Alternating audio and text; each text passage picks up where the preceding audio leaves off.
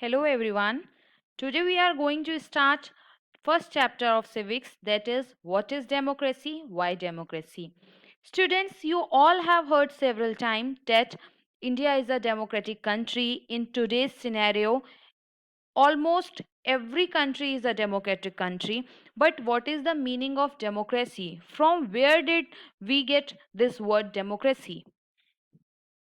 Origin of the word democracy. The word democracy has its origin from Greek language and it combines two words. मतलब democracy जो हमारा word है वो Greek language से आया है और ये दो शब्दों से मिलकर बना है. First is demos, second is kratos. Demos means people, kratos means power और rule. That means democracy means rule of people.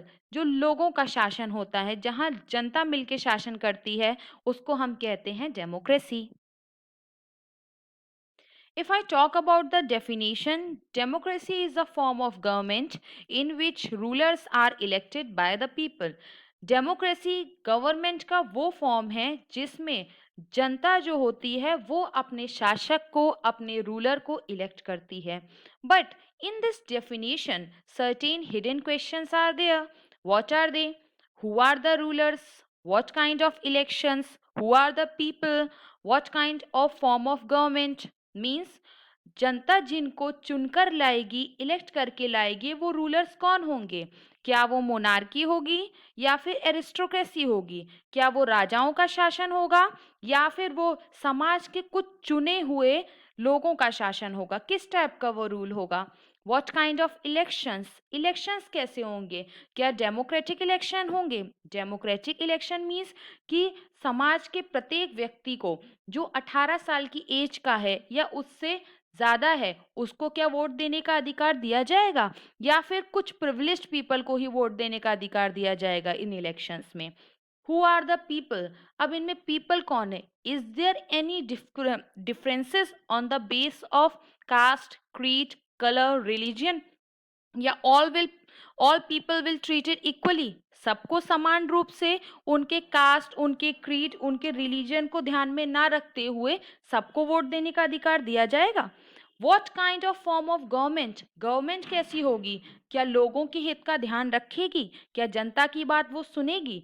ये क्वेश्चंस हैं जो हमारी इस डेफिनेशंस में हिडन है और इन सब के आंसर्स आपको मिलेंगे इस चैप्टर में. But before that, I want to tell you a very simple definition of democracy, which was proposed by Abraham Lincoln.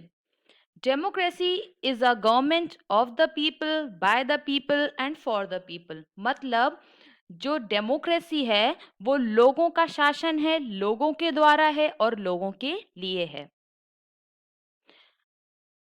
Now we are going to discuss on another very important aspect of democratic elections, that is free and fair elections. Now students, ये क्या होते हैं? The term free and fair means that candidates are free to take part in elections and voters free to cast their votes according to their will. Means हमारे देश का प्रत्येक नागरिक free है चुनाव में भाग लेने के लिए. किसी पे भी कोई रेस्ट्रिक्शंस नहीं है कि आप चुनाव में भाग नहीं ले सकते हैं, आप इलेक्शंस में पार्टिसिपेट नहीं कर सकते. Everyone is free to take part in election and the voters they are also free to cast their vote according to their will. That means कि अगर हमारे पास 4 पार्टीज हैं, हमारे पास सपोज ए पार्टी है, बी पार्टी है, C party है, ये मेरी विल है, मेरे को पसंद है बी पार्टी की policies, I will cast my vote to B party. मेरा फ्रेंड है, मेरी फ्रेंड है, उनको ए पार्टी पसंद है तो वो ए पार्टी को वोट देंगे. So there is no restriction और there should be no use of money and muscle power on voters. पैसा दिखा के नहीं बोला जाएगा हम तुमको 1 लाख रुपए तुम्हारे अकाउंट में डाल देंगे, हमारी पार्टी को वोट दो, या फिर डरा के धमका के अगर हमारी पार्टी को वोट नहीं दिया तो समझ लेना उठवा लेंगे.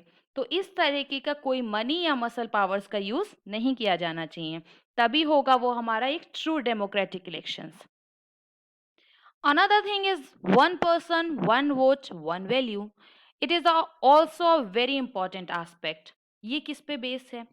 Every adult citizen who is of 18 years and above has the right to cast their vote in elections.